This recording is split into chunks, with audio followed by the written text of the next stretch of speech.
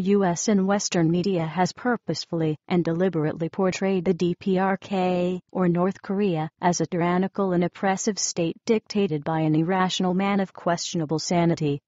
However, like most propaganda pieces spewed through the bourgeois media, closer examination and analysis is the only way to sort through the lies and slander in order to ascertain any semblance of the truth. The objective of this video is to provide an alternative description of the overall political atmosphere of the Democratic People's Republic of Korea and its leading party.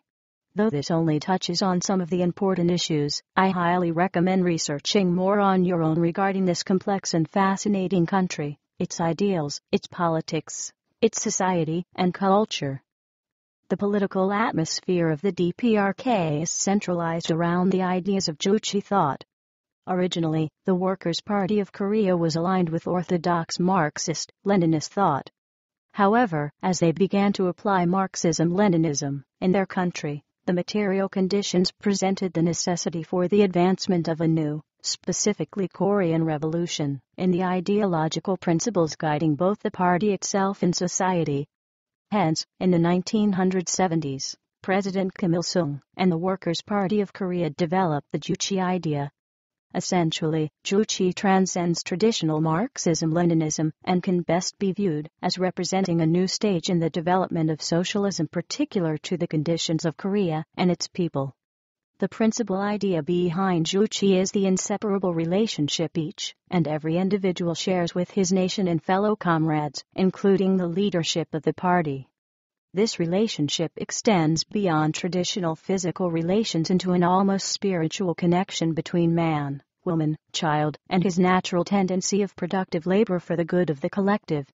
As this was applied in the DPRK, it also meant preserving and controlling the revolutionary state and society from the threat of external imperialist powers. Hence, a strong national army dedicated to the security of the state and the nation as an organic entity was an absolute necessity. The role of the state, in the ideological sense, is the engineer of socialism in society. Guided by the principles of Juche, as executed by the party, the state's purpose is to oversee the transformation of society along the socialist model, as it applies to the conditions in Korea.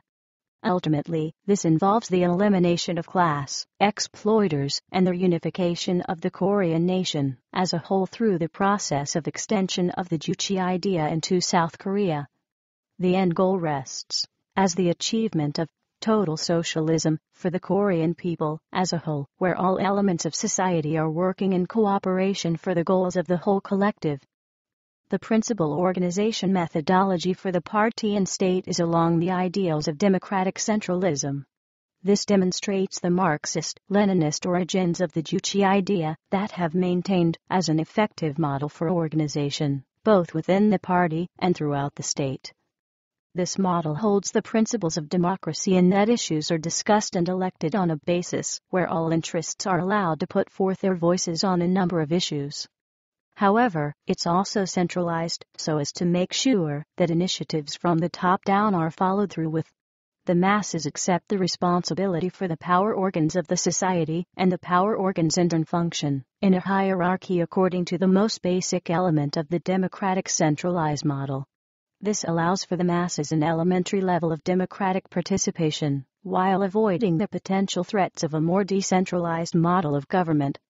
The idea of the state and party incorporates the masses and leadership as one into the role of owning the revolutionary ideals of the Korean people and Democratic People's Republic of Korea. The revolutionary spirit and ideals of the state are what makes the DPRK's present situation all the more unique. The DPRK faces insurmountable threats from the imperialist world, and thus is placed in a defensive position for the safety and security of the revolutionary tasks and accomplishments it has amassed in its history. As this develops into further international antagonism, and the Western imperialists continue their attempts at dividing the Korean people and destroying the Juche idea, the DPRK and its leadership will continue to defend its national interests on behalf of its people and the move towards achieving total socialism for the Korean people.